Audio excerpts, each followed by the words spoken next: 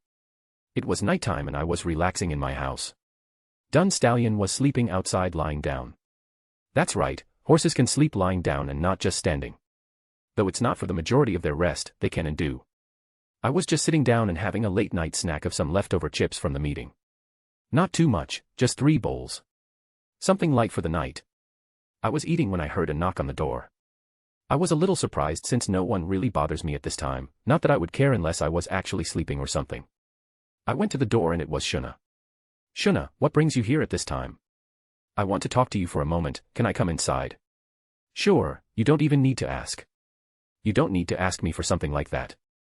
We went and sat down at a table. So what brings you here? It's about the orcs. It's not that big of a deal, Shuna, you don't have to worry about a single thing. I was trying to understand why Shuna was bringing this up. We already went over this in the meeting. I activated thought acceleration. Let me think. If she's here, then it's something personal for her. She mentioned the orcs, so it must be something personal for her that involves the orcs. It can't be her village since it's not that personal and more of a rally for all the ogres. Hold on dash, I got out of my thought acceleration and looked at Shuna. She was looking a little reluctant, like she was hesitating to tell me something. Shuna, do you feel that you're not doing enough and feel like you want to contribute more? She nodded her head at me, and if I'm guessing right, she wants to talk about fighting. Well, what are you good at? Besides your manufacturing and weaving skills. I focus mainly on magic and I know illusion magic. Well, Shuna, I'll be honest, 3 days is not enough time for you train and get you involved in fighting. She hung her head low hearing what I said, almost looking disappointed, but I had an idea. Shuna, look at me. I'll let you in on a little secret of mine. She may not get good enough in time for the battle against the orcs, but I'll give her a little head start on something else. What race do you think I am? You're smart, so you should be able to piece together most of it. You should be a dragon, but not just that, maybe some kind of spirit by the way the Dryad was acting towards you. Yeah, I expected that. The dragon part is obvious since it's in my name, but it's the kind of spirit I am that matters here. I assume everyone here knows that much by now, so sooner or later it will come out, but for now, I will tell only you. You see, Shuna, I'm a divine spirit. Oh. A/N. Tough time for any Mavericks fans out there. Chapter 29, Chapter. 3 days passed and it was about to be time to go out and attack. It was still daytime, but we were going to attack at nighttime. Not much happened in the past 3 days in terms of advancing the village. Most of the focus was spent on training as much as possible for the fight. Not that it would make much of a difference, but if it improves their morale and self-confidence then I'm all for it. A better mindset can make a valuable difference at certain times. After I told Shuna about me being a divine spirit, she started practicing her faith magic, and while I could feel the faith from her, it wasn't much at the moment, since she just started, but with time she'll only get better. Right now, I am sparring a little with Rimuru. He's a quick learner, this little slime. His great sage must be putting in the work to help him learn, cause there's no way someone like Rimuru can learn this fast just by himself. No disrespect. I was still using a wooden sword, and while Rimuru was trying his best to land a hit on me, I was just dodging here and there and knocking his sword out of the way. He was moving less sloppily than before, and while it's not anything that wows, I would consider it a grasp of the basics. It may not be much, but compared to how he was before, where I would have to spend more time stopping him and teaching him proper stances and movement, right now, he's a lot better. We were clashing our swords, and if this was a real fight I wouldn't do that and instead go in for a lethal attack, but he needs to learn, so I'm giving him this chance. Of course, if there are any grave mistakes I'll make sure he feels it. While Rimuru was trying to land a hit on me, he did a spin attack to try to hit me. Big mistake. I thought to myself, seeing his attempt at an attack like that for the level he is at. Using the window of opportunity where he had his back to me, I went in and swung my sword at his back. I wasn't using all my strength, but I used enough to send him flying across the training field. He flew through the air, hit a tree, and fell down on the ground. I went up to him to tell him what he did wrong. Rimuru, don't show your back to an enemy. If you're good enough you could pull it off against a less skilled opponent, but against someone of your level or better, that's just asking for trouble and allowing a free hit to land on you. Try to always have your sword in front of you. Rimuru adjusted himself to look at me. Duly noted, Arttoria. Well Rimuru, we'll cut the training short for now, since we're going on the offensive today. I have to say you're a fast learner, and what do you think of Hakuru as a teacher? I told him. Rimuru got back up and patted himself down before responding to me. Well, I have a skill that's helping me learn faster. It's called Great Sage and it's been helping me a lot. And about Hakuru, he's tough is what I'll say. He works me to the bone all the time. Oh, about that, he's been teaching me about arts, battle will, and some sword techniques. I want to ask you, do you have any techniques or stuff like that you can teach me? I looked at Rimuru with a little grin. Well Rimuru, I may know a little something, and it should be easier to learn since you won't be trying to manipulate your aura, but your magicules, which means your great sage, should help you out a lot. Rimuru looked at me almost excited. What is it? Is it super strong? Calm down a little Rimuru. If you want to know, I'll show you. I went up to a tree and tore off a branch. I swung it around a little to make sure it was good enough for me. I'm going to show him a classic example. Rimuru was a little skeptical about what I was doing and questioned me about it. A stick? I don't want to question your skill, but a stick. Aren't you exaggerating a little here? I had a calm and knowing grin on my face. Rimuru, just let me do my thing. I picked a tree as my target. I held the branch and acted like it was a sword. I activated Torrent of Light and a large amount of magicules were gathered on the branch and my body. With a swing of the branch, the tree was instantly cut down, but that was not the only damage done. A wave of magic continued on and destroyed more trees and turned the grass into upturned dirt. I nodded in satisfaction at the results. I threw the branch away and looked at Rimuru, who was standing there with his mouth open in complete shock. Well, that's just a little example and showcase of what the technique can do. He ran up to me and clasped both his hands together. Please teach me. He asked me in an almost begging-like fashion. It's not that hard. Well, the concept and idea of the skill isn't hard. You simply use magical energy and infuse it into your weapon or body or both to increase performance. And as you can see from my demonstration, it's kinda strong. There's some more to it, but that's basically the gist of it. I can go further into it, but it's a little hard to understand and know what it exactly means. You have to practice it on your own, but with your great sage, it should be easy peasy, and dare I say, lemon squeezy. So I just have to use my own magicules. I should be careful since I might use too many magicules at once with an attack like that. It might be better used for one instant attack instead of prolonged use. Rimuru was mumbling to himself and he was nailing most of the applications. That or it's Great Sage. I'm betting on Great Sage. He should have it down in a few hours. Well, I recommend starting slow, but while you figure that out, let's go get ready for our upcoming fight. Huh? Oh yeah, right. I have to ask you, why did you ask Kurobe and Kaijin to make a weapon for Gobta? He's Gobta. Rimuru, you would be surprised, but he's actually kind of a good fighter. That and his luck is something else at times. Also, he deserves compensation after you so cruelly made him eat Cheyenne's food. I told him. Rimuru, trying to reason with me, made his case. Look, it was either me or him, and I chose myself.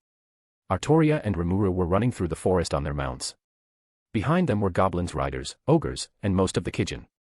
They were moving as fast as they could to remain as one unit until the moment to split up came up. From there, Arttoria would lead a full charge with her troops. Normally this would be a stupid idea, but when she has a massive amount of firepower available to her, it didn't really matter, especially against such big and easy-to-hit targets. Rimuru, who was riding on Ranga, got a thought communication from Sui telling him about a lizardman in battle with a high-ranking orc. Arttoria, I'm getting a message from Sui. It's a dash. Arttoria interrupted him in the middle of his sentence. Lizardman fighting a high-ranking orc, right? Tell him to save her, she should be the village chief's daughter. No time to explain, just get the message across. Rimuru was wondering about how she got such knowledge, but just chalked it up to her senses. Alright, I'll tell him. Rimuru sent out the message to Sui to save the lizardman. A few minutes later both Rimuru and Arttoria arrived where Sui and the lizardman were. The bodies of multiple orcs were around laying on the ground dead. It wasn't a pretty sight, but that is something everyone would have to come to terms with. Arttoria, not wanting to waste time, addressed Rimuru. Rimuru, I'll move on ahead of you. Stay here and hear what she has to say. Rimuru simply nodded his head and Arttoria signaled for everyone to follow her. They resumed their run through the forest ready to approach the battlefield. As they got closer they could hear the sound of some fighting and the heavy footsteps of the thousands of orcs. Here we go. Arttoria thought to herself before giving orders to the ones behind her. Everyone. Don't go off on your own unless you want to die. Work as a team and have each other's back. Ask for help if you need it. Benimaru, Akuru, Cheyenne, I want you three to form a small group of ogres and some goblin riders each. Go wild, but make sure to keep yourself in check. Yes, Lady Pendragon. They all said in unison. In almost practiced fashion, they all separated themselves smoothly and got with someone, whether it be Benimaru, Akuru, or Cheyenne. They said no words to each other as they got into their little groups. They had a tacit understanding, almost like someone was influencing their decision to make it as easy as possible. Arttoria looked back and nodded in satisfaction. They were about to confront the orcs, but Arttoria had one last thing to say to them. Everyone get ready, cause you're about to feel a nice little boost. Benimaru, Akuru, Cheyenne, the goblin riders, and the ogres suddenly felt themselves get stronger. They looked at Arttoria, who was wearing her full armor, in complete reverence. Arttoria, who noticed the looks, could only shake her head. Don't let that distract you now. You still need to fight. I don't want to see anyone slacking off just cause of this. Hearing Arttoria's words, they quickly composed themselves and focused on the coming battle. As they got closer, Arttoria took out her sword. It would be better for taking out multiple enemies that were clustered together. The orcs were getting closer and closer with each step they took. Their environment switched from dirt ground to the marshes of the lizardmen. Even with the terrain change, they continued strong, not even acknowledging it. The orcs, noticing the small group coming to them, got their weapons ready and started charging at them. Arttoria gave one final order before the confrontation. Benimaru, Akuru, and Cheyenne, split up and start attacking. Hit them hard and fast. Leave them no room to react or regroup. The three of them split up, leading their own small gathering of ogre and goblin riders. This caused the orcs to start chasing each of them, breaking up the semi-united front they had at first.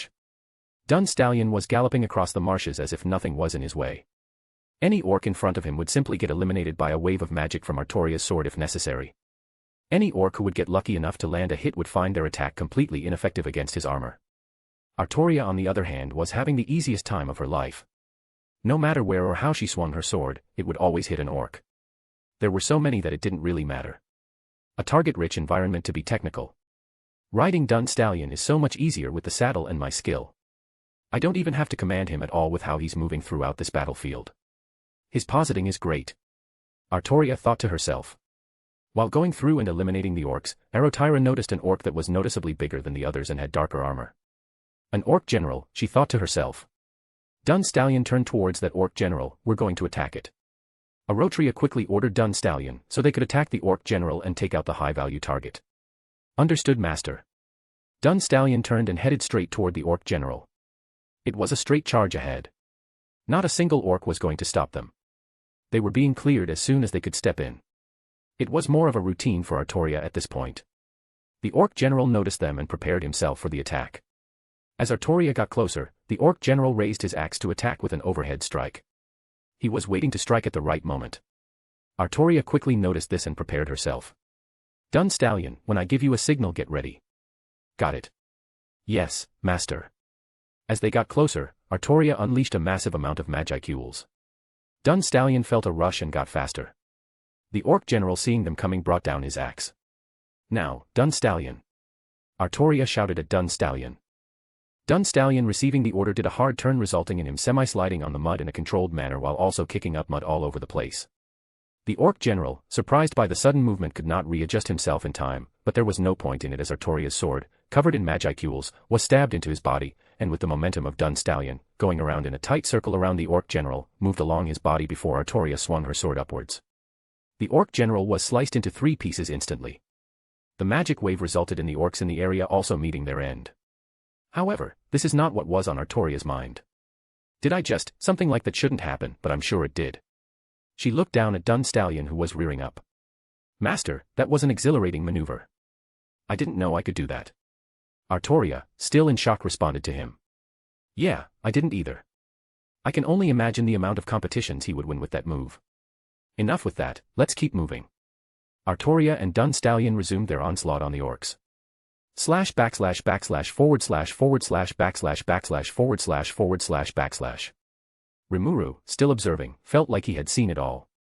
I swear she just drifted that horse or something like that. He continued looking at Arttoria, who was somehow stealing the spotlight. She was like a streak running through the orcs that would seek and destroy. I don't think I need to go in or anything like that. Notice. A strong presence is approaching rapidly. I just had to say something. Rimuru went into the air with his wings to confront whatever was on the way. Arttoria, who was on the ground, was also heading to the location. //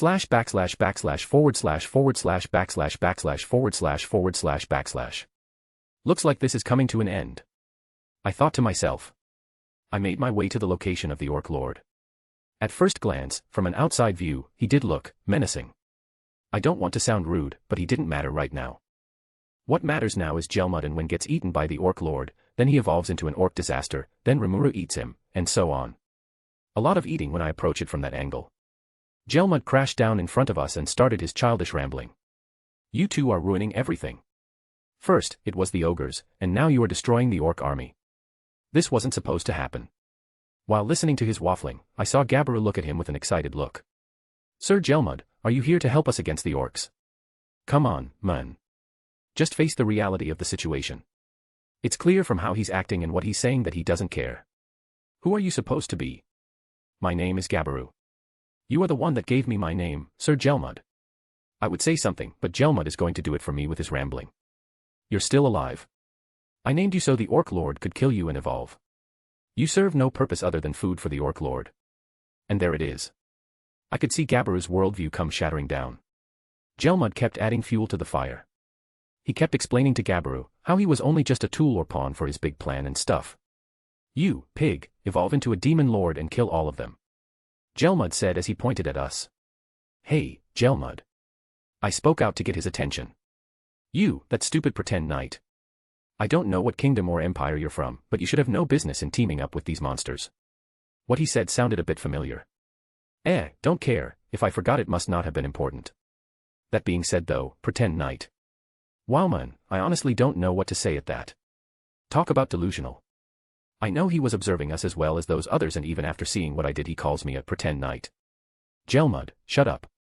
I literally couldn't care less about what you're saying, but I'll give you one piece of advice. I was teaching a student of mine, and one thing I told him was to not show your back to an enemy in a fight. I told Gelmud. What enemy? These dumb pigs are on my SI dash. He got interrupted by the Orc Lord cutting off his head and eating his body. It was kind of hardcore how it happened, but hey, can't say he didn't deserve it. After the Orc Lord ate Gelmud, he started evolving and started releasing Magicules.